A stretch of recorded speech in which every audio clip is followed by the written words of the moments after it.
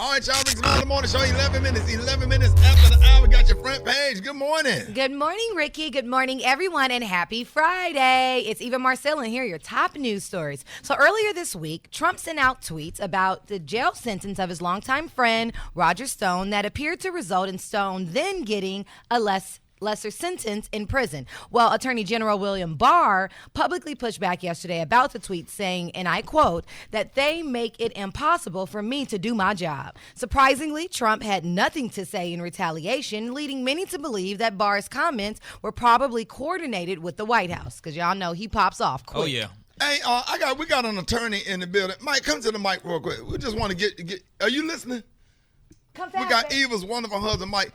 Do you think that Donald Trump behavior with the Department of Justice inappropriate? Are there any inappropriate going on?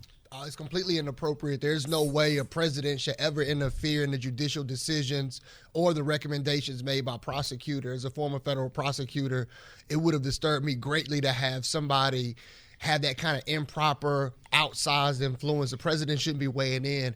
These are career prosecutors, Ricky, who understand and studied the case deeply, made these recommendations based on established sentencing recommendations, the sentencing guidelines.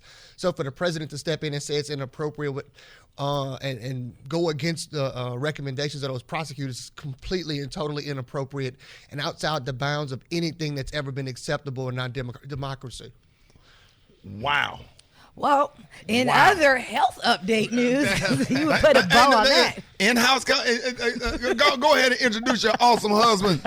My husband is here today, Michael Sterling of Morehouse College. Yes, sir. And as I say often on the show, when it gets real funky, I got in-house counsel. Okay. That's our phrase. I do have a health update. Officials have announced a 15th case of the coronavirus in the U.S., this time in Texas, where the person was evacuated from China. The CDC says that they are focusing on ways to slow down the spread in the U.S. In other news, there were 66,000 marijuana convictions dismissed in Los Angeles County this week by District Attorney Jackie Lacey. Some of the cases date as far back as 1961, and because of the move, 22,000 people no longer have felonies on their record, which means they can vote, and 15,000 don't have a record at all.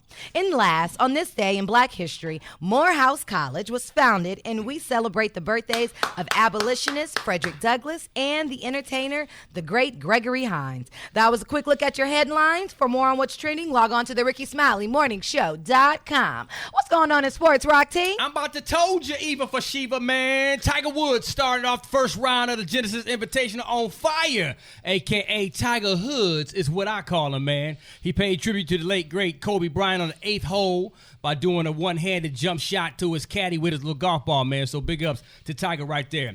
Shout out to the New Orleans Pelicans. They started off the season 6-22. Of course, their franchise player Zion Williamson was injured most of the season. Now that he's back, they creeping back into that 8th place seed. They only take 8 to the playoffs, man. It's only the halfway point of the season, but it's all good. Speaking of that, this weekend it's going down in Chi-Town. NBA All-Star Weekend, Team LeBron versus Team Giannis Antetokounmpo. Hey, All-Star Saturday night is going down. 3-point shootout. No Steph Curry, of course. No Klay Thompson, because they've been hurt the whole time. Yeah. But I'm interested in the dunk contest because your boy Dwight Howard is going to be up in that bad boy. Oh, really? Yes, sir. He's back in the slam dunk contest, so we're going to see what the second Superman is going to have for us. So we know who the first Superman is. Right. Shaq Diesel. It is what it is. Gary with the T. What's up, Mike? All right, Roxy. Okay, now we all watched the show The Real, right? Eva, you were definitely on The Real. Well, now everybody's talking about Amanda Seals, honey. Now, she was talking about Justice Smollett, and he, like, maybe low-key noble, y'all, for staging that attack. Now, everybody's saying, y'all, as soon as Amanda said what she said, Adrian made a face letting people know that, honey, I don't agree with that. What'd she say? Well, Tamara, I'm going to tell you, Tamara was also shocked by the statement and looked uncomfortable during Amanda's rant. Now, Jenny Meyer asked, honey, what she thought Justice punishment should be, and honey, baby, Miss Amanda said, you know what it should be? She said it should be a slap on the hand. What? She says it should be a slap on the wrist. Now, we have an in-house attorney here, Michael. So, Michael, now, you know what Justice Smollett did? He lied and said that those guys molested him or raped him or whatever he said he did and stuff like that. And people say he should go to the pen for life. But now, Amanda said that he should get a slap on the wrist because everybody else got one. Well, he's only accused. Obviously, he's got certain rights that need to be protected. So he's afforded the right to be presumed innocent until found guilty. So, I mean, I think that no one should jump to any conclusions. Everybody should give him his day in court. Yeah, but he had his day in court, and they said he was not. Innocent. He was innocent, but they recharging him. The case was dismissed by the former prosecutor. Then they called for a special prosecutor, Dan Webb, who's a former assistant U.S. attorney in Chicago. He became a special prosecutor on the case, and he reopened the case and issued indictments earlier this week. Oh, wow. Do you think this was a case worthy of reopening, though? Well, somebody made that decision and he looked into it. Dan Webb is an excellent former federal prosecutor, well-respected reputation in the legal community in Chicago. If Dan saw enough evidence there, he was going to reopen the case. You don't think they're trying to literally make like an example out of Jussie?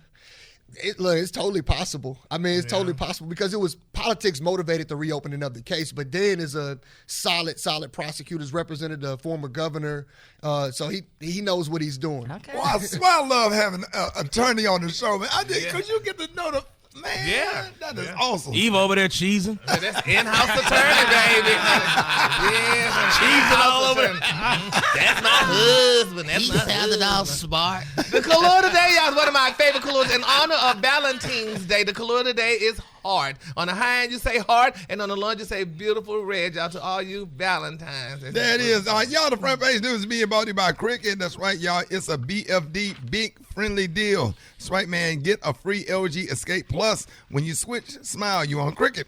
Limited time requires number, port, in, and new line on minimum $55 per month plan. Minimum plan varies by device. First month service charge and tax due at sale. Fees, terms, and other restrictions apply. See store for details. All right, Brett got the hot spot coming up next. You don't want to miss it. Rick Smiley Morning Show.